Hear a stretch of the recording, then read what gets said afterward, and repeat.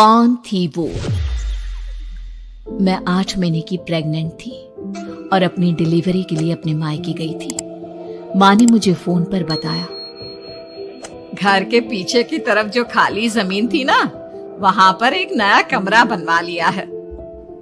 इतने सालों के बाद जैसे ही अपने घर में कदम रखा, कुछ अलग सा लगा। माँ, ये घर के पीछे की तरफ नया कमरा बनवाने की क्या जरूरत थी? अरे बेटा, घर के पीछे दूर दूर तक खाली जमीन है। तेरे पापा को कई दिनों से लग रहा था कि यहाँ पर एक कमरा बनवा लेंगे तो ताजा हवा मिल जाया करेगी। अब तो ये सब छोड़ और चल जल्दी से दूध पी ले। माँ, मैं थोड़ी देर में पी लूंगी, आप सो जाओ। मैंने दूध का गिलास उठाकर उस खिड़की में रख दिया। पता नहीं कब आंख लग गई। अचानक से खिड़की के पल्लों के खड़कने की तेज आवाज आई। दूध का गिलास धड़ाम से जमीन पर आ गिरा। जमीन पर गिरते ही दूध का रंग लाल हो चुका था। मैंने खिड़की से झांक कर बाहर देखा। चारों तरफ धूप अंधेरा था। उस अंधेरे की तरफ से कुछ आवाजें आ रही थी, जैसे छोटे बच्चे आपस में खिलखिलाकर मस्ती कर रहे हो।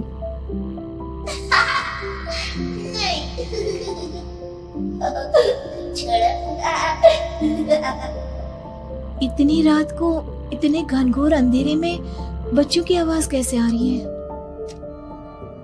घड़ी में वक्त देखा तो ठीक 12 बजे थे। देखकर मैं सन्न रह गई। बुरी आत्मा और भूतों की कई कहानियां मैं सुन चुकी थी। वक्त भी कुछ ऐसा ही था। ऊपर से मैं प्रेग्नेंट। सुना था कि ऐसे वक्त में अक्सर बुरी आत्माएं औरतों का पीछा करती है, तो क्या मेरे पीछे भी? पसीने से तरबतर बड़ी मुश्किल से, जैसे कांपते हाथों से मैंने उस खिड़की को बंद किया। जल्दी से जल्दी उस कमरे से बाहर निकलकर माँ के पास जाने के बारे में सोचा, लेकिन जैसे ही दरवाजे की तरफ पलटी, लगा कोई साया हवा की स्पीड से दरवाजे के सामने से गुजर गया। मेरे गले में अटक कर रह गई। मैं जोर से चीख कर माँ को बुलाना चाहती थी, लेकिन वो आवाज खुद मेरे कानों तक नहीं पहुंच पा रही थी। तो माँ तक कैसे पहुंचती? खिड़की के पल्ले एक बार फिर तेज हवा के झोंके से धड़ाम करके खुल गया और पूरी ताकत से मैं चीख पड़ी। जानती थी मेरी चीख की आवाज सुनकर कुछ ही सेकंड में माँ वहां पहुंच जाएगी, लेकिन ऐसा कुछ हुआ ही नहीं। मेरा कलेजा डर के मारे फटा जा रहा था। आखिर माँ ने मेरी आवाज क्यों नहीं सुनी? इतनी गहरी नींद में तो माँ कभी नहीं सोती। ठीक पीछे खुली हुई वो खिड़की। मुझ में इतनी ताकत नहीं बची थी कि मैं पलटकर उस तरफ देख भी सकूं।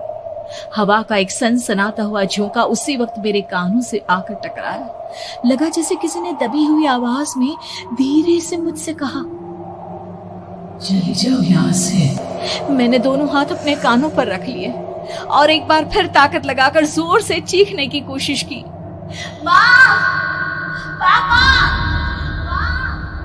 मेरी आवाज उस कमरे की दीवारों से टकराकर वापस मुझे ही सुनाई दे रही थी।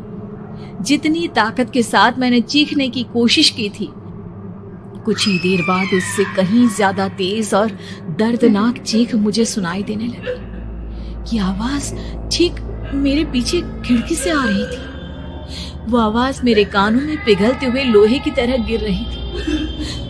उन आवाजों में हैवानियत थी। वो आवाजें किसी इंसान की नहीं है, इतना मैं समझ चुकी थी। कांप रहे हाथों से मैंने अंधेरे में कुछ ढूंढने की कोशिश की। तभी अचानक मेरा हाथ बेड पर रखी टॉर्च पर पड़ा। किसी तरह ताकत लगाकर टॉर्च का बटन ऑन किया, लेकिन ये क्या? सामने दरवाजे पर 3 छोटी लड़कियां खड़ी हुई थी। उनके हाथ में स्टील के चमचमाते हुए चाकू थे। मैं घबराकर लड़खड़ाई और पीछे की तरफ हटी, लेकिन तब तक वो मेरे पास आ चुकी थी। उनकी गर्दन टेढ़ी थी और उनके हाथों के वो चाकू मेरे पेट को निशाना बनाने को तैयार। मैं जोर से चीखी, नहीं, छोड़ दो मेरे बच्चे को, मत मारो, मत मारो, छोड़ दो मेरे बच्चे को। सोनाली, क्या हुआ बेटा? तू इतनी डरी हुई क्यों है? उठ बेटा, क्या हुआ? हड़बड़ाकर मैंने अपनी आंखें खोली। देखा तो दिन निकल आया था। माँ मुझे जगा रही थी। मेरा चेहरा पूरा पसीने से लथपथ था। क्या हुआ बेटा, तुमने कोई बुरा सपना देखा क्या? मैं अभी तक अपने पूरे होश में नहीं थी। वो मेरे बच्चे को मार देगी माँ, वो लड़की मेरे बच्चे को। मैंने घबराकर अपने पेट को छुआ। सब कुछ ठीक था। और वो दूध जो रात को यहाँ पर गिर गया था, उसका रंग लाल हो गया था। माँ ने हंसते हुए दूध का गिलास मुझे दिखाया। तुमने दूध पिया ही नहीं, पूरा का पूरा ऐसे ही रखा हुआ है। तुमसे कहा था ना सोनाली, सेहत के लिए लापरवाही ठीक नहीं बेटा। लेकिन मैंने तो सब कुछ अपनी खुली आंखों से देखा था। ये सपना कैसे हो सकता है? Every breath is like a piece of gold.